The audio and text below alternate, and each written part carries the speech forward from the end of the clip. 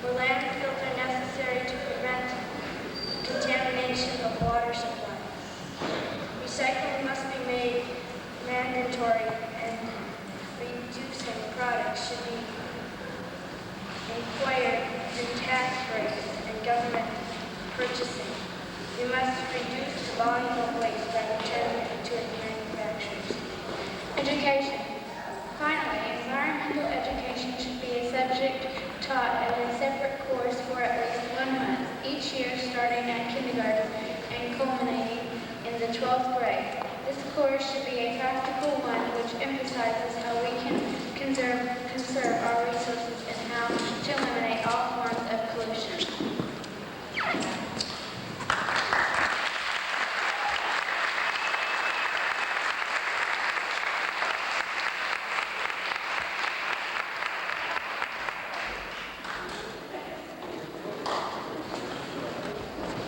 I'd like to thank Katie and Rich and Amy from Texas, and Mariah from Minnesota, and Autumn from Texas for reading our Environmental Bill of Rights.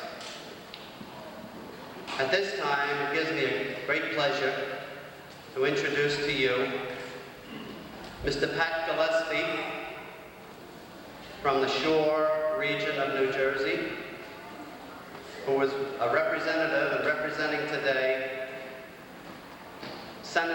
Representative Frank Pallone. He is here to talk to you and to make a very special announcement. Mr. Gillespie.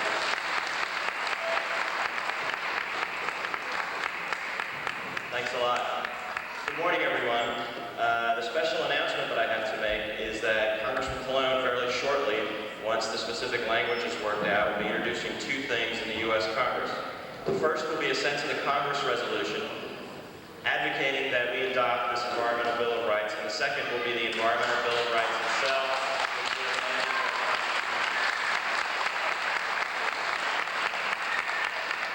Unfortunately, he couldn't be here with us today, but we've been very active on quite a few number of pollution issues. Our district has all the shore towns from Keyport to Seaside Heights. So we've been very involved in a lot of the ocean pollution issues that affect our shore economy and basically affect our way of life. But we've also been involved with recycling in terms of issuing waste maker awards to those corporations that instead of using environmentally sound means to package their goods, instead choose to use plastics or styrofoam or other things that are not readily recyclable. So we're very happy to be here today. He wanted me to express that to you, and that he looks to work very hard to get this amendment through and this sense of the Congress resolution passed also. Thank you.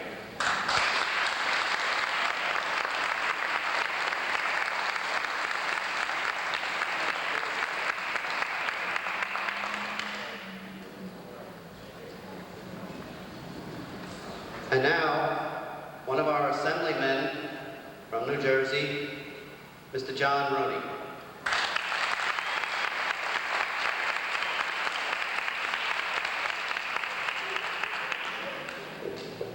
Good morning.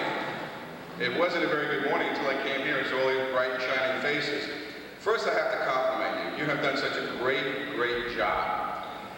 This movement started from a small idea and it's blossomed worldwide. I was very fortunate just a couple of weeks ago when we had an Environmental Day, an Earth Day celebration down in Trenton, to have 2 of your brightest shining stars, Richard and Meg, right over here. They came down and they did a super job. And I think they deserve a round of applause for what they did.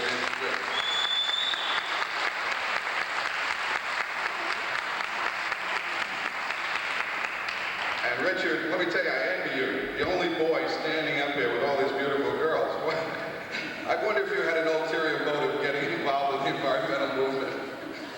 But they did such a great job. They came down, they spoke to me about your Environmental Bill of Rights. And I told them that I would look at it, and I have definitely committed to sponsoring it and introducing it in my house in December.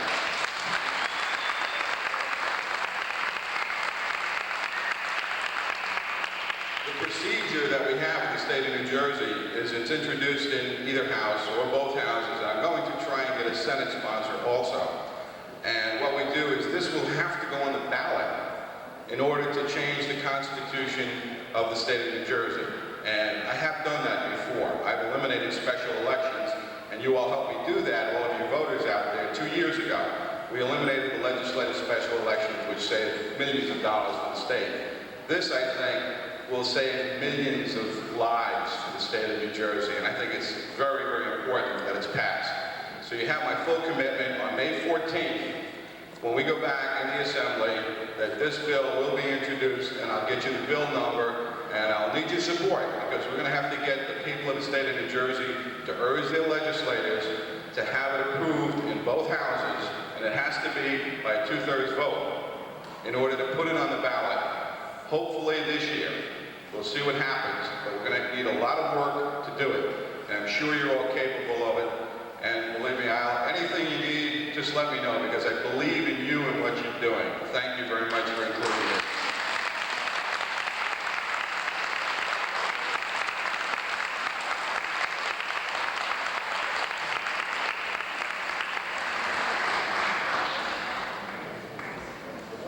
We've had somebody from the House of Representatives represented, from the Assembly, New Jersey Assembly.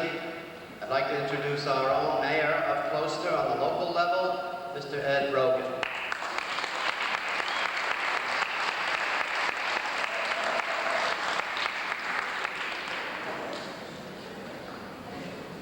Thank you, Mr. Pevney. Again, on behalf of the Gloucester Mayor and Council, I'd like to continue to pledge our support for CAP, for all environmental concerns that CAP has addressed. It's almost unbelievable when you stop to think what's been going on since CAP originated as basically just a civic course or a civic lesson within Nick Burns' class. He tried to stress to them the importance of people generally, and especially young people, getting involved and expressing their ideas and their thoughts to legislatures. It's almost unbelievable, again, how much this has spread and how important it's become. We now have a congressman, not even from our district, but a congressman from southern part of New Jersey sponsoring an amendment to the United States Constitution. I don't know if people have stopped to think how significant that is and how rare an event that is. On the other hand, Assemblyman Rooney sponsoring a similar bill within the state legislature. Again, it's really inconceivable that this could occur through the efforts of Kids Against Pollution. And I think that we owe a great deal of respect, and we can be very proud of the kids, of Nick Byrne, of Pinnacle School, and of their parents. And again, on behalf of the Mayor and Council, I pledge an all-out support for any efforts that they undertake. Thank you, and thanks for coming.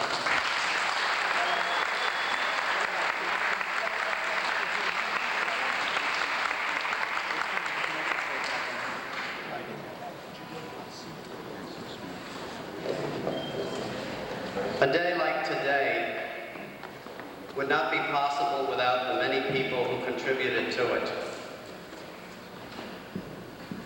Numerous people, and I couldn't mention them all, have contributed to the success of today, the behind-the-scenes work, and to CAP's success. I'd like to give a big thank you at this time to Mrs. Connie Luzzy for all the work that she has done.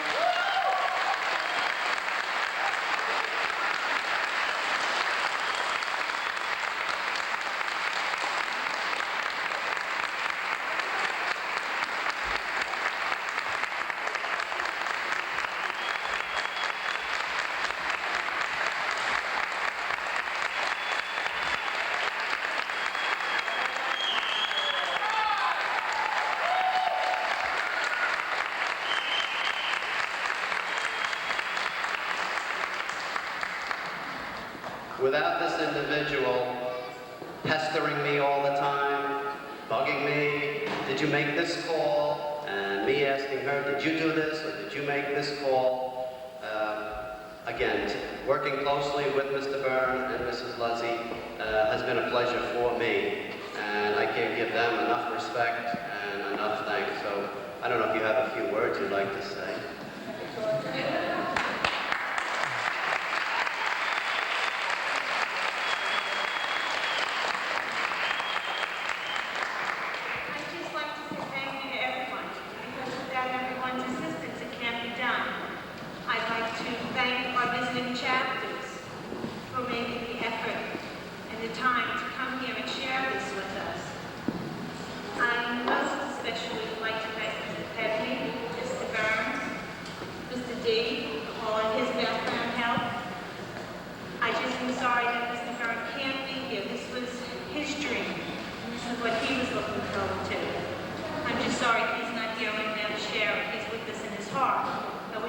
it personally. Thank you.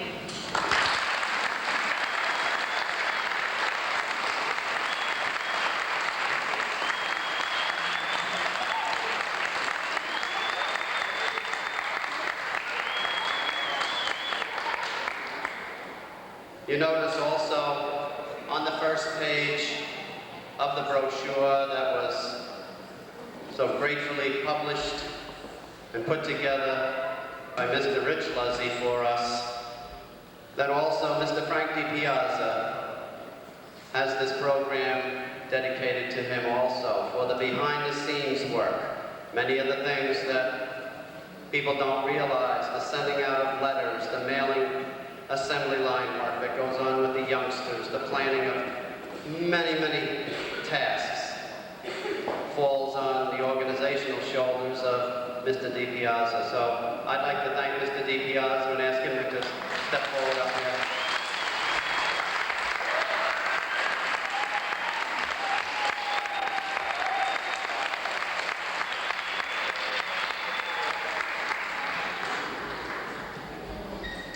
I'd like to thank you all for being here.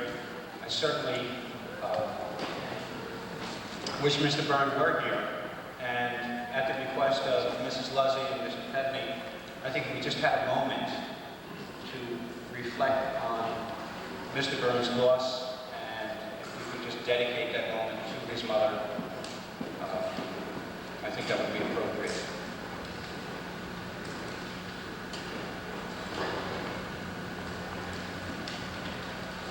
Thank you. Thank you for being here.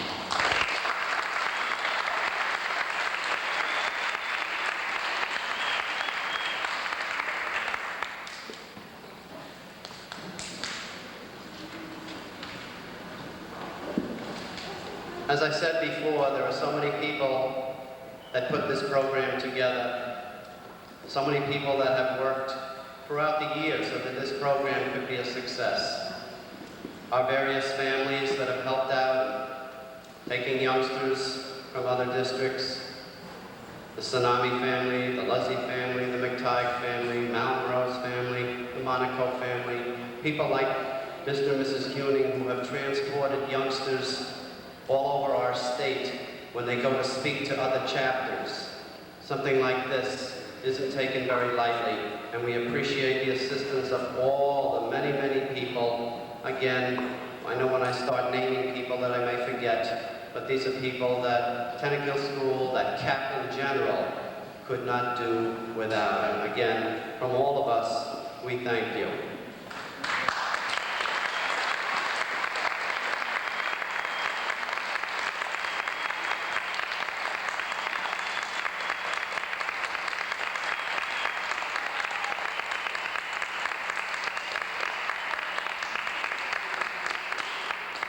We have a full day's activity planned. We have more music, we have crafts, we have environmental tables that we hope that you will look at. We have folk singers, we have rock, we have blues. It'll be a wonderful day, and we have many activities scheduled all week long for our visiting CAP chapters.